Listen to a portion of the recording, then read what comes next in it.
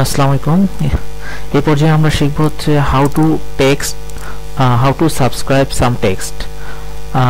Subscript সাবস্ক্রিপ্টটা যেটা আমরা শিখবো সেটা হচ্ছে যে আমরা বিভিন্ন সূত্র, বিশেষ করে গাণিতিক বিজ্ঞানের যে সূত্রগুলো আছে বা সংকেতগুলো আছে, সংকেতগুলো আমরা সাধারণত দেখি যে এখানে CO2 যেটা অক্সিজেনের সংকেত, ওর নিচে 2টা আছে, একটু নিচে ডান দিকে একটু নিচে।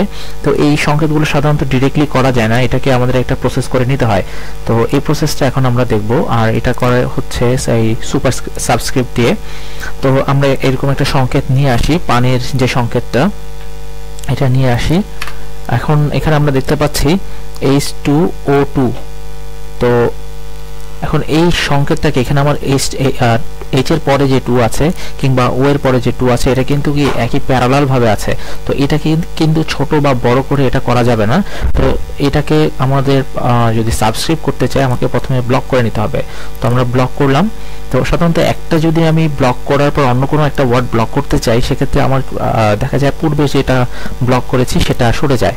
তো এক্ষেত্রে আমরা যে কাজটা করব, প্রথমে একটাকে ব্লক করে পরবর্তীতে কন্ট্রোল চেপে নিয়ে অন্যটাকেও ব্লক করব। এভাবে করে একাধিক ওয়ার্ড বা একাধিক ভিন্ন ভিন্ন ওয়ার্ড বা একাধিক অ্যালফাবেট আমরা এভাবে ব্লক করতে পারি। তো এখানে আমাদের সবগুলা 2 ব্লক করে ফেলেছি।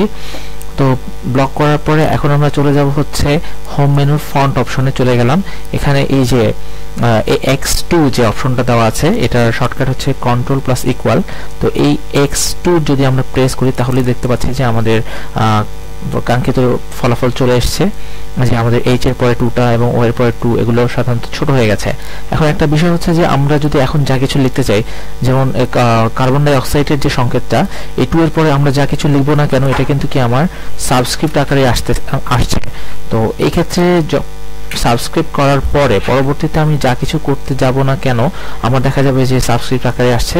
তো এই প্রবলেম এড়ানোর জন্য আমাদের যে কাজটা করতে হবে, পরবর্তীতে আবার যেখান থেকে আমরা সাবস্ক্রাইব করেছি সেখানে গিয়ে সাবস্ক্রাইব অপশনটা তুলে দিব। এখন আমি তুলে দিলাম, তুলে দেওয়ার পরে এখন দেখেন আমার সবকিছু নরমাল আসছে। তো এইভাবে করে আমরা সাবস্ক্রাইব করতে পারি। ধন্যবাদ সবাইকে।